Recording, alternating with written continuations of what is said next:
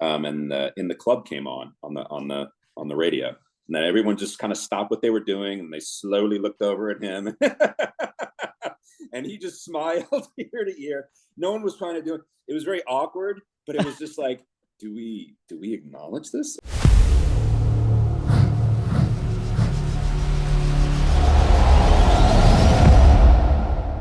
What's going on, everybody? It's Ted again here with the CountdownCityGeeks.com, and I've got another special interview for you guys.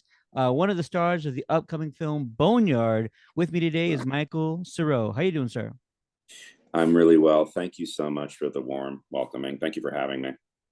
Absolutely. What a tremendous film. I love that this is sort of grounded in a true story, because true crime is sort of taken over, a lot of people's living rooms and televisions over the last 5 to 10 years. What does it mean to you to sort of use these real life events to sort of gain awareness and bring light into some of these horrific events that have occurred in our nation? Wow.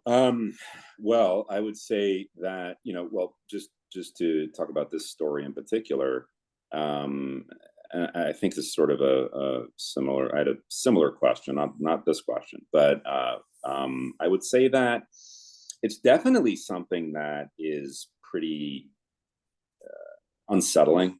I would say that it's a very, just talking about the characters involved, even the, just the good ones, the ones who are trying to, do the problem solving, just seeing, what they go through on a daily basis, and how this is like, their lives, just how so much is just not solved, that it's just not with Boneyard, but I'm saying, like, generally speaking, a lot of it's just a bunch of unknown.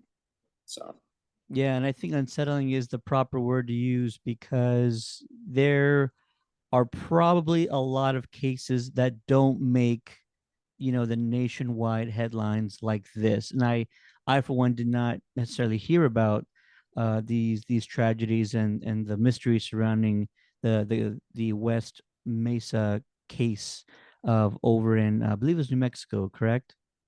uh yes, it was in New Mexico. And I want to say nine, they found, this woman. Well, the story is, this woman was walking her dog, and it was just like, one grave, another, and then another. It's just like, and look, I think that the pieces that I know, and that I've been, that have been disclosed to me, from Vince, who's a terrific, actor, producer. And he's one of the this is sort of from him. This Sure. is his experience. He knew a lot of people involved, and he's really just, someone that's pretty special to listen to. Um, you don't really know much about these people that are gone. They're gone forever. You don't know what happened and why.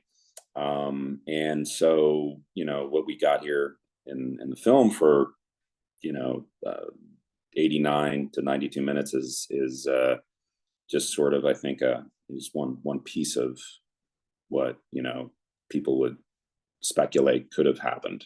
Talk, Um, talk to us about how you got involved with the film. so there was a producer that I'd worked with for, I want to say, two films, and no, three actually. He said, he said, there's a, you should read this. I'm doing this. It's got this person, and he was kind of very coy about it. And then he was like, there's a real sleazy, just very schlumpy, just dirty cop. It's got your name written all over it. I was like, come on, that's not true. And he's like, no. It's really you. It's okay, but it's good though. It'll keep you busy. And he's like, come on, Michael. He's like, you got nothing else going on. I was like, well, no, I've got this and this. And I was like, well, no, you're actually right. I don't. So I I really don't have anything at the moment. but this is cool. And then, I read it and I was like, listen, and I said this to somebody else. I said, this is actually a very interesting character. He's not he's not a bad guy. He's got problems. He's got problems. But yeah, one of the main producers approached me. So There's a compliment in there somewhere about being, you're perfect for this sleazy guy. He which is means so your weird because I never get versatility is what I he's got well, talking right. about. I've been bad guys before, but this is just someone who really kind of grosses you out, and he's just got anything but a winning personality, and it's just like he's just kind of for lack of a better word, it's just like douche. Yeah. And I think he gets off on overusing his power as a police officer, which again, that's a whole other conversation. But yeah, I mean, you've seen the film, you kind of know, he's going and picking his few that he knows he can just take advantage of and really just monopolize the situation. Yeah, this movie is it at its core is like a mystery sort of suspense, but there's so many components to it and layers. And I love this subplot about a police department sort of at odds with one another because this case Mm, is just so unsolvable, and you feel the stress and the pressure that's being put on everybody. mm. um did you Was that one of the reasons that enticed you about this movie? And then how was the experience working with some of these other folks, Brian Van Holt, um Nora, who is also part of this unit, Curtis 50 Cent Jackson? I mean, it's a great cast that you're working alongside. And I'm glad you asked this, and I love answering this question. They were my family unit in a nutshell. They were just great, and no one. I heard this word recently, and I'm going to overkill it, but genuflect. No one genuflected anybody, which means like you put them on a pedestal, and it's like, oh my God, you're you, and you're you. It was just everybody every day would show up. They'd be prepared, which is great because I need a lot of help always. That's just me. And so it's funny. I promised them I wouldn't go off on a tangent, but you always forget anytime you go on one of these things. Just like, well, this is the story. I think a lot of actors tell themselves, we just forget what to do. And it's like, oh, right, I have to stand there, say it. But my point is that everybody was so supportive of everybody. Brian, Nora, and Kurt, they're terrific scene partners. Everybody. I mean, well, Curtis not so much. Curtis and I talked a bit. He's a gentle giant. He was fantastic. And it was funny because they were playing. We were getting our makeup done, and he coincidentally was in the makeup trailer with me. And in the club came on the radio, and then everyone just kind of stopped what they were doing, and they slowly looked over at him. And he just smiled ear to ear. No one was trying to do it. It was very awkward, but it was just like, do we acknowledge this, or do we, and he's just What do like, we all right, do? Yeah, let's that's a get it over with. very Let's get it over with. All right, look at me. And then he walked out and he goes, Tate, you're a bad man, because I know he's got scenes where he's, they're on the topic of conversation, or Tate's the topic of conversation. But no, Brian, Nora, Vince, they were real champions, really just some of the best that I worked with, just very warm and welcoming, made everything very comfortable. I'll ask you one last question, and it's about the legendary Mel Gibson.